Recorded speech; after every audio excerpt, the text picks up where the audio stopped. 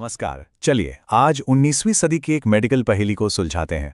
हम H.C. Elon के एक बहुत ही दिलचस्प लेख को समझने की कोशिश करेंगे जो टाटर एमेटिक नाम की एक दवा की पूरी शख्सियत बयान करता है।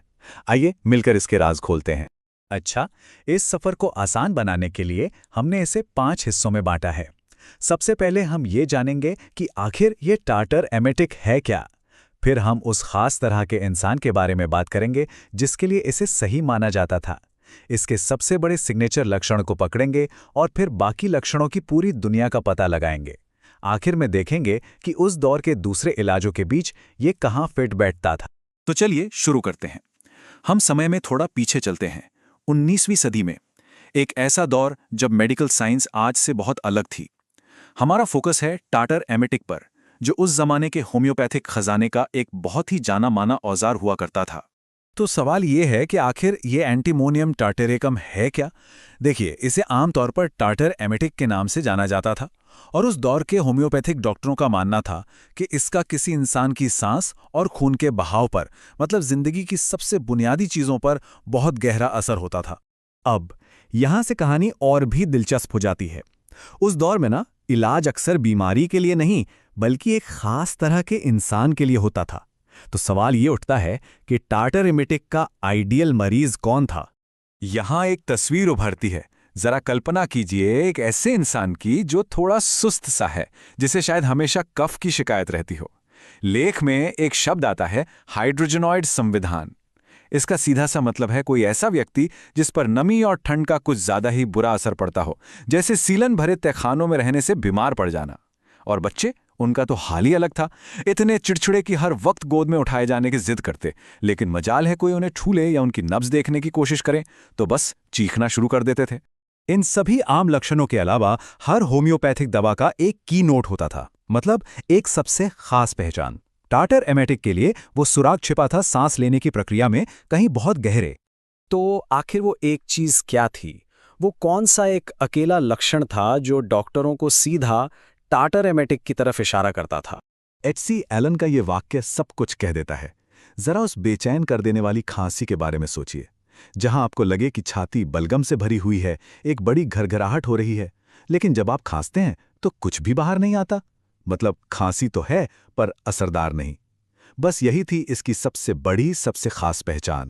और ये कोई मामूली खांसी नहीं थी, ये एक जानलेवा संघर्ष बन सकती थी। ये इतनी जबरदस्त हो सकती थी कि इससे एस्फिक्सिया यानी दम घुटने लगे, ऑक्सीजन की कमी हो जाए, एक ऐसी हालत जिसे लेख में बहुत नाटकीय ढंग से स्पष्ट मृत्यु कहा गया है। इसकी गंभीरता को और पुख्ता करने के लिए पुरानी किताबों में यह भी दावा किया गया है कि ये डेथ रैटल से राहत दे सकता है, यानी मौत के आखिरी पलों में जो गले से घरघराहट की आवाज आती है, उससे। इससे अंदाजा लगता है कि इसे कितनी गंभीर, कितनी सीरियस हालतों के लिए सोचा जाता था। लेकिन कहानी सिर्फ खांसी पर खत्म नहीं होती।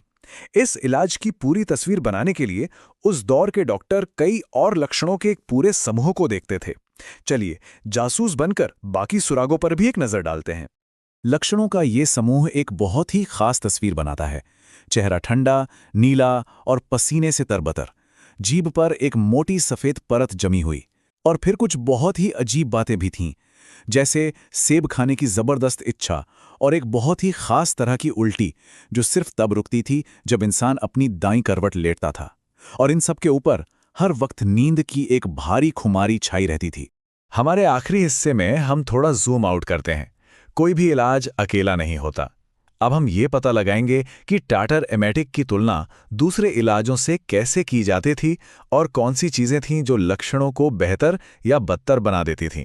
यहाँ एक बहुत अच्छा उदाहरण है कि उस दौर के डॉक्टर कैसे फर्क करते थे। वेराट्रम नाम की एक दूसरी दवा में भी दस्त, उल्टी और ठंड लगने जैसे लक्षण होते थे। तो आप कैसे जानेंगे कि कौन सी दवा चुननी है? टाटर एमेटिक के लिए सबसे बड़ा फर्क नाक में था। सांस लेने के संघर्ष के कारण मरीज के नथुने फैल जाते थे, एक छोटा लेकिन बहुत ही अहम सुराग। और आखिर में बाहरी दुनिया का भी एक बड़ा रोल था। कौन सी चीजें हालत को और खराब करती थीं?